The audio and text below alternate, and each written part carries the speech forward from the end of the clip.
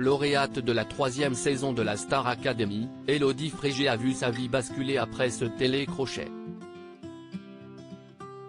Mais ce triomphe a été pesant pour la compositrice et interprète, qui a révélé au podcast Contradiction la crainte qui la rongeait profondément. À chacun sa manière de gérer sa victoire à la Star Academy. Si la dernière lauréate en date, Anisha, a décidé de se réfugier dans le silence pour travailler sur son futur album, d'autres n'ont pas eu cette chance. Jennifer, la pionnière de l'exercice, garde un souvenir désagréable des lendemains désenchantés de son triomphe. À tout juste 19 ans, la Niçoise a dû essuyer une tempête de sollicitations, alors qu'elle n'avait pas enfilé sa parka. On m'avait mis beaucoup de promotions. Rien que le lendemain, on m'avait calé 28 interviews à la chaîne et une séance photo, s'est-elle souvenue dans un entretien accordé à Pur Charme.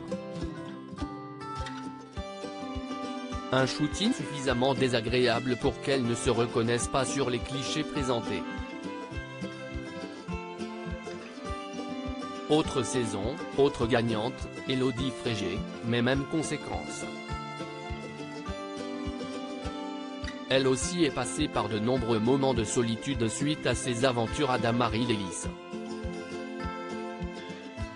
Un désagrément sur laquelle l'ex-souffre-douleur de Raphaël Ricci a posé des mots dans le podcast Contradiction.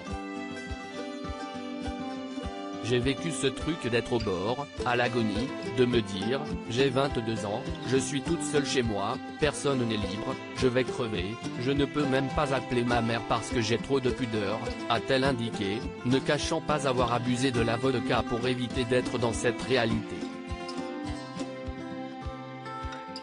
Isolement, crainte et remise en question presque 20 ans plus tard, la compositrice et interprète s'est rappelée de cette peur de ne pas survivre à cette solitude grandiloquente.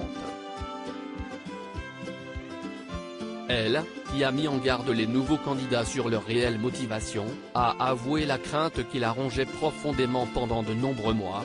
Cela m'a mise dans un trouble qui a fait que je me suis retrouvée dans ces situations où j'appelle les pompiers sinon je vais mourir. Je suis en tachycardie, j'ai eu envie de me foutre en l'air. Il y a vraiment eu des moments comme ça.